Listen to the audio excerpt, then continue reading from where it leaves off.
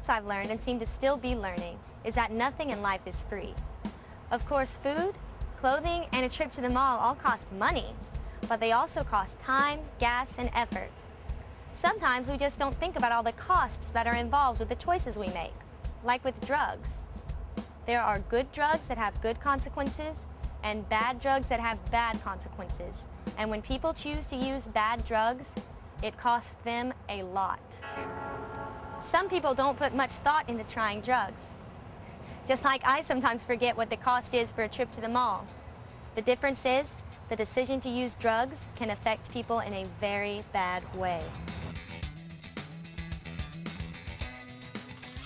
Most of the drugs you'll find here at the drugstore are good drugs. But to get these, you must have a signed prescription from your doctor. That's because sometimes even the good drugs can hurt you if you don't follow your doctor's instructions. You will only find the good drugs here at the pharmacy, the kind that are helpful to you. But marijuana, ecstasy, and meth are all bad drugs. Your parents, police, and probably people at your school have told you that these are bad drugs. But what makes them bad? Let's take a look at some of these bad drugs and the bad consequences of using them. Ecstasy is a drug that causes excessive energy in the people that use it. Many people say they use it because it makes them feel friendlier and helps them overcome their fears. But did you know that ecstasy can make you grind your teeth? The excessive energy that ecstasy produces is often shown in bad ways, like not being able to sleep, not being able to concentrate on your chores, or even chewing on your tongue and grinding your teeth. Also, did you know that ecstasy can make you fail in school? Ecstasy can make you lose your ability to concentrate on schoolwork and fail in your studies. Did you know that sometimes drug dealers replace ecstasy with other drugs? In some cases, drug dealers use more addictive drugs like meth, cocaine, or heroin to get kids addicted to the drug. They also use innocent-looking characters on the tablets to make them seem less harmful and even interesting to kids. My name is Stephanie, and in the video you just watched, you learned about what bad drugs can do to you and your body and your mind.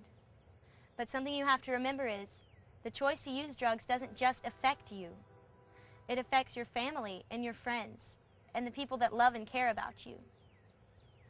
My own personal experience is that I had an aunt who decided to use drugs. And at first, she thought it was her own decision. You know, it was her life. She could make whatever choices she wanted to. But things started to spiral out of control. She lost her job and her marriage fell apart. Physically, we could just see her growing weaker. And then finally, she lost her children. Her 3 children had to come live with my family. They lost everything in their life, their mother, their father, their school, their friends, their entire lifestyle.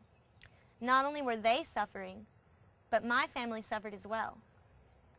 The consequences of her actions affected us and are still affecting us 5 years later.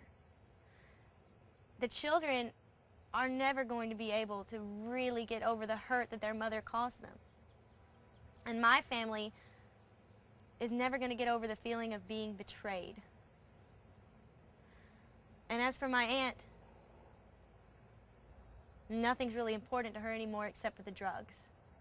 Not even all of our love and understanding can bring her back from the point she's gotten to now.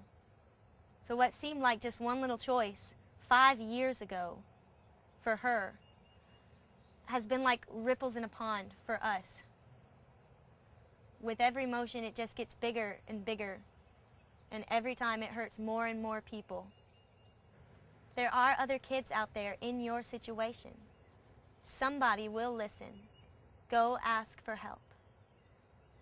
So if you are ever faced with a choice to use bad drugs, remember what you've heard today, and that no matter what others tell you, the final result of using bad drugs is that it always ends with bad consequences.